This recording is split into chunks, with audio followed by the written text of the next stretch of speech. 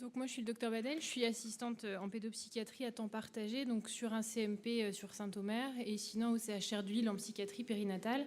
Et j'interviens aujourd'hui parce que le docteur Leverier, qui est le chef de service, ne pouvait être présent, donc c'est moi qui vais aborder cette question avec vous, à savoir voilà, est-ce que anticiper et détecter au plus tôt, c'est de l'ordre du possible ou non. Du coup je vais centrer mon propos un peu plus spécifiquement autour de la période périnatale. Et la réflexion a été menée plutôt sur un abord de la clinique du quotidien et finalement qu'est-ce qu'on met en place ou non au quotidien pour cette prévention précoce. Alors je vais vous proposer d'abord de resituer un peu ce qu'on peut entendre par anticiper, détecter et une fois qu'on l'a fait, si possible, pouvoir intervenir. Ensuite, je vais vous proposer quelques points de vue autour du développement de l'enfant pour aborder cette question. Donc, c'est non exhaustif. L'idée, c'était d'en avoir un abord un peu intégratif autour de cette question en proposant différents points de vue. Bien évidemment, il y en a d'autres autour du développement de l'enfant. Et puis, enfin, une petite diapo plutôt centrée sur vraiment la période périnatale et postpartum immédiat. Donc, anticiper et détecter, ça sous-tend du coup de repérer des facteurs de vulnérabilité pour pouvoir anticiper.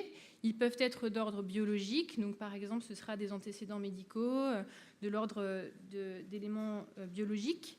Ça va pouvoir être une vulnérabilité acquise par rapport à un environnement. Dans environnement, on peut entendre à la fois quelque chose de plus écologique, donc l'exposition à des toxiques par exemple, ou ça peut être l'environnement humain qui va aussi être un facteur de vulnérabilité, donc tout ce qui va être environnement sécure de l'enfant, structuration de son attachement.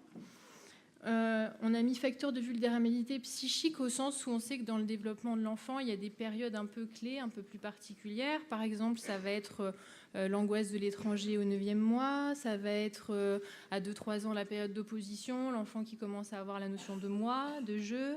Ça a été évoqué un peu plus longuement ce matin, la période de l'adolescence, ou même là, au niveau du collège, au niveau du lycée, ce sera encore un peu différent. Donc voilà, il y a des périodes plus vulnérables qu'on peut situer dans le développement de l'enfant.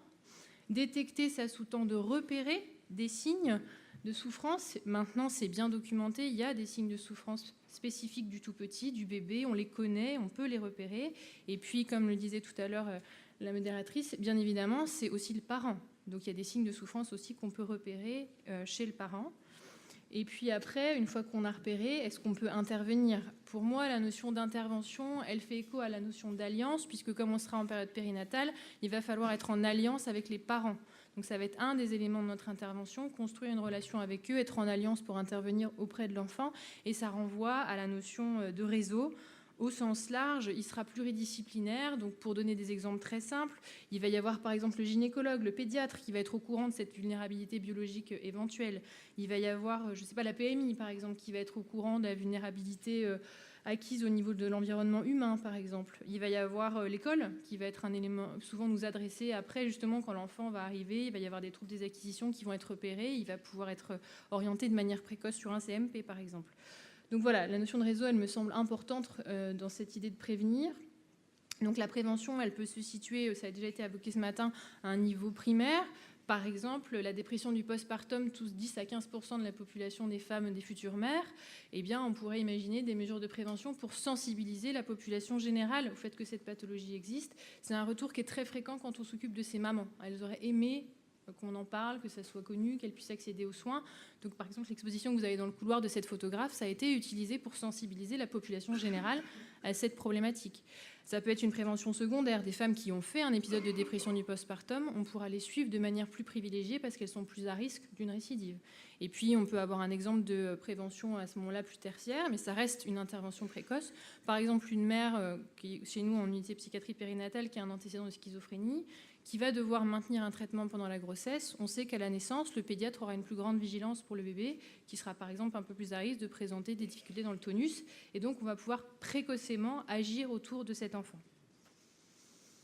Donc les différents points de vue que je voulais non exhaustivement vous aborder, si on regarde ça d'un point de vue peut-être des neurosciences, donc ça renvoie à l'idée de la plasticité cérébrale, donc cette idée de migration, de sélection précoce des neurones qui vont donner le potentiel, on va dire, de l'enfant plus tard.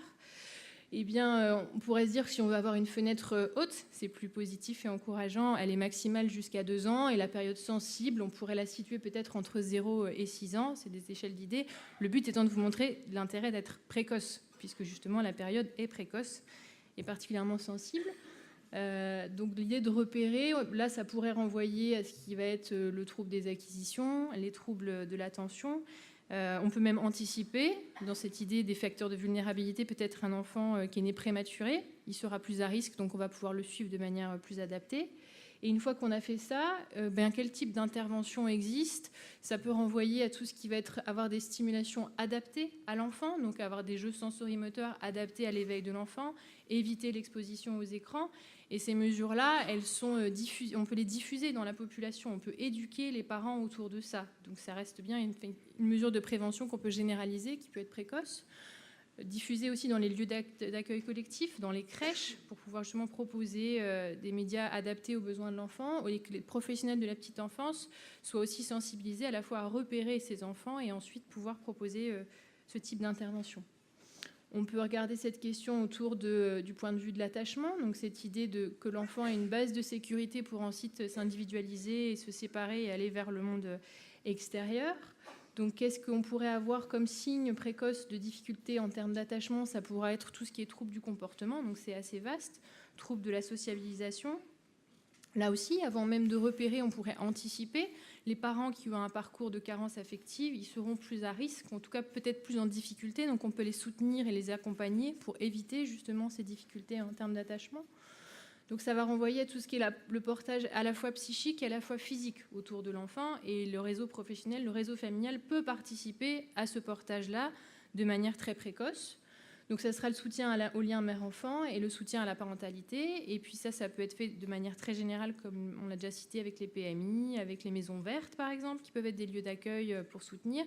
Et ensuite on peut aller jusqu'à des services un peu plus spécifiques, où on peut faire une psychothérapie plus ciblée. On peut questionner aussi ça du point de vue sensorimoteur, par exemple. Donc, c'est cette idée que l'enfant va passer d'une période où il va percevoir le monde d'une manière très sensorielle et progressivement se l'approprier avec des représentations un peu plus psychiques. Donc, il va avoir cet organisme qui va progressivement se structurer vers un corps. Qu'est-ce que ça peut être comme signe, du coup, de ce point de vue-là? Eh bien, ça va être des enfants qui vont avoir des troubles de la motricité, des troubles au niveau de leur tonus, des particularités sensorielles.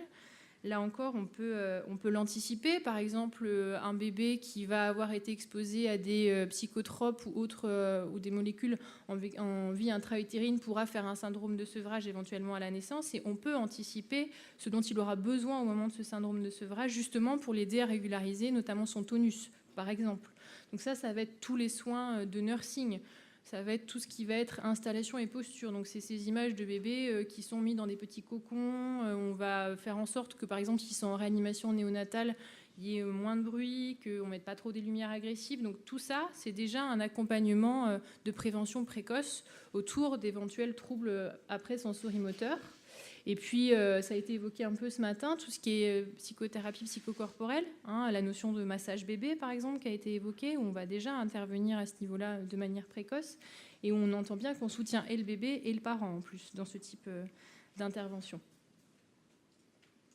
Si on regarde d'un point de vue plus de la période périnatale immédiate, donc j'entendais par là la grossesse et le postpartum immédiat, donc les mois qui suivent l'accouchement, qui est une période quand même très à risque de difficultés psychiques. Quand on dit période périnatale, ça sous-tend une prévention à la fois concernant le fœtus et le nouveau-né et une prévention concernant la femme enceinte. Donc on peut intervenir à ces deux niveaux.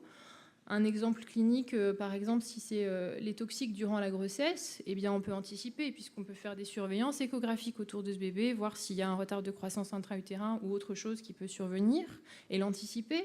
Les soins de nursing qu'on a évoqués tout à l'heure, c'est aussi prévenir de manière précoce. Ça peut être la prise en charge addictologique de la femme enceinte, qui est dans une période particulièrement sensible, et donc on va pouvoir se donner les moyens de l'accompagner comme il se doit.